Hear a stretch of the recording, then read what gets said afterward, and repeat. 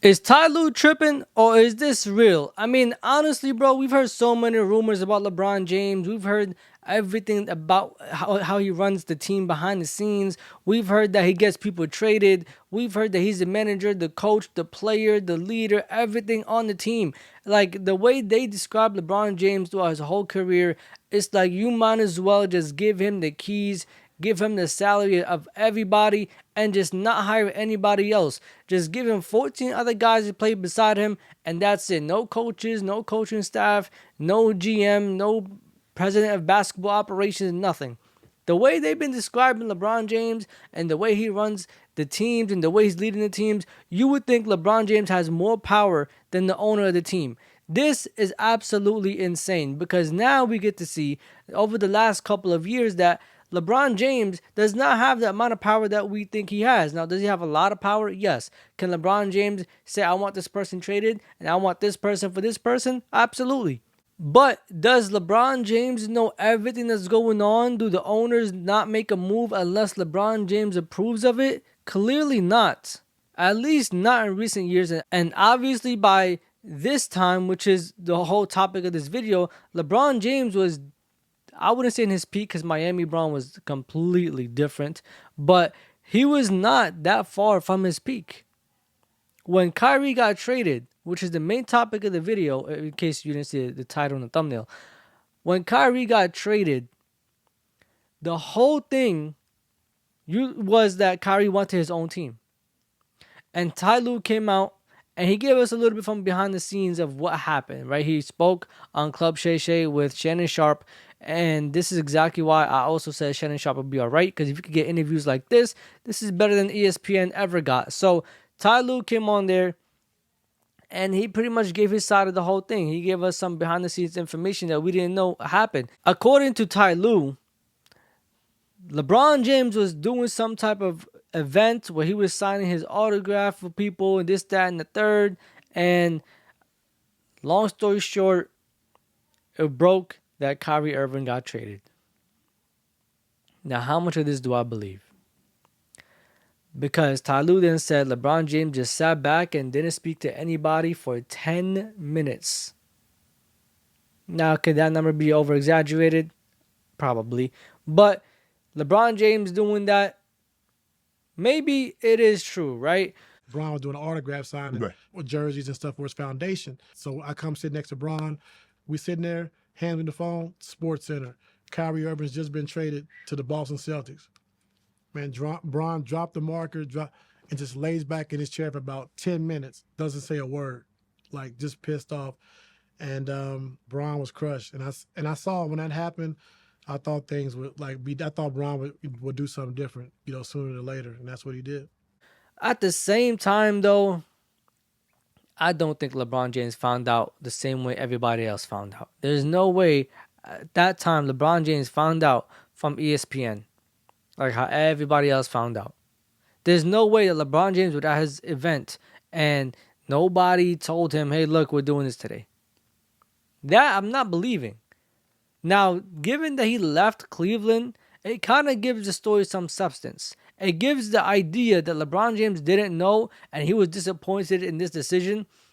It gives it some truth. Now, like, it really backs it up. It gives the story a backbone because it makes sense. Like, kind of when Dwayne Wade came out and he said that LeBron James was for sure going to leave Miami when he didn't have his chocolate chip cookies on the plane. Crazy, by the way.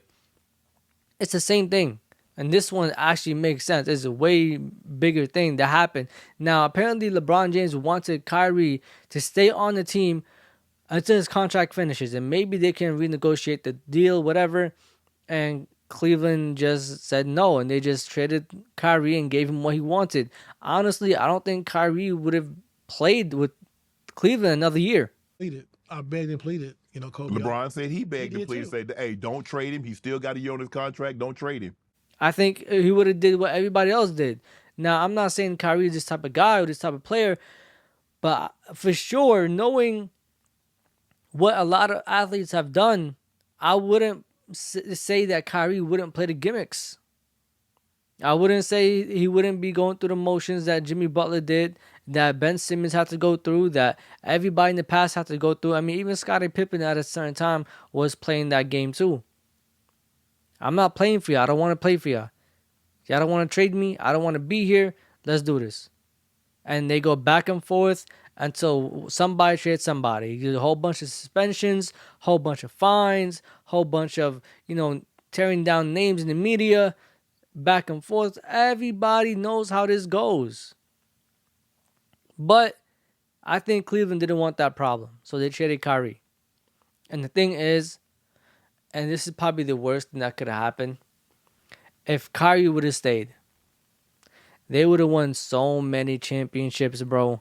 I don't care if KD got there. I don't put it past LeBron James, Kyrie Irving, and Kevin Love to win one more ring, bro. They could have won 2017 or 2018 with KD, without KD. I don't put it past them. LeBron James took like one game from the Warriors with KD and Curry and Clay and Draymond, and they always had another all-star on the team somewhere, and then Iguodala too. And he did that with nobodies. There was a time where he did that literally with J.R. Smith on the team.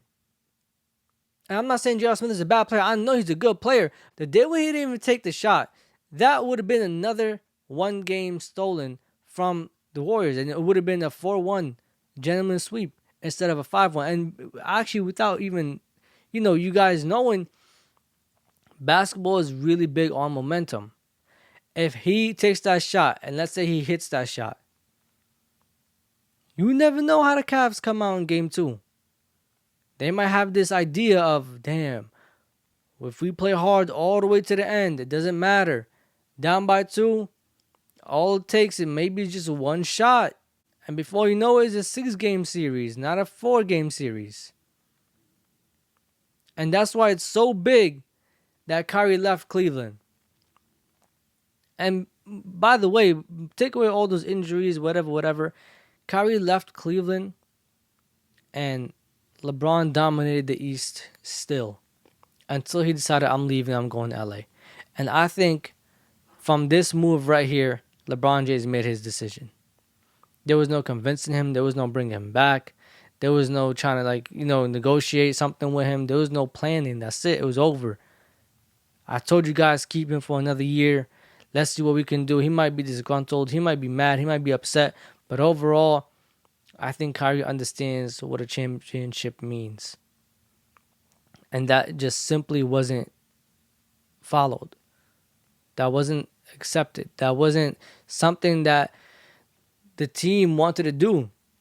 And as Tyronn Lue also said, the whole time he was trying to get them, stop, come on, stay on the same team. We could win mad rings together. We could do this, we could do that on some Kobe and Shaq shit, but it just wasn't working, bro.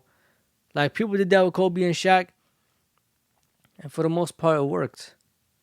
Until Shaq then got traded to Miami.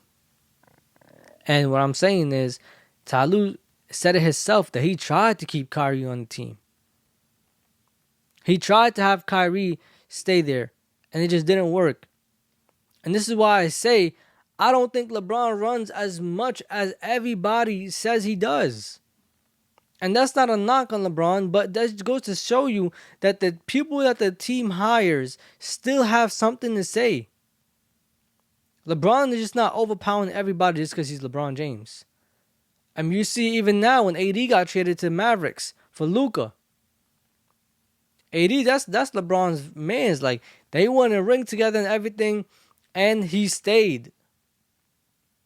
I mean, he did a lot to get to LA. LeBron, I would say, in trading for Anthony Davis, I would say LeBron James played a big part in that. They gave up Brandon Ingram, Lonzo Ball. I think somebody, I don't remember if Kyle Kuzma was originally involved in that deal, but they gave up 3 or 4 young guys for Anthony Davis. So that goes to show you he has the power to do something, but he does not have the power to overpower the owners of the team. Now, will he leave LA because AD is gone? Man, you never know, bro. Because if he leaves LA to go try to play with Anthony Davis or go play with another star, honestly, if you're going to leave, just go play with Curry at this point. But if he does that, that'll be kind of defeating because you have Luka right there. You know Luka can get you to the finals. He's done it. He's been to the finals without you. Luka can get to the finals. Just give him the right pieces. And it all depends how this year goes, bro. But anyways, yeah, thank you so much for watching the video. Like, comment, subscribe, and share. This is Real Talk with E. Safe.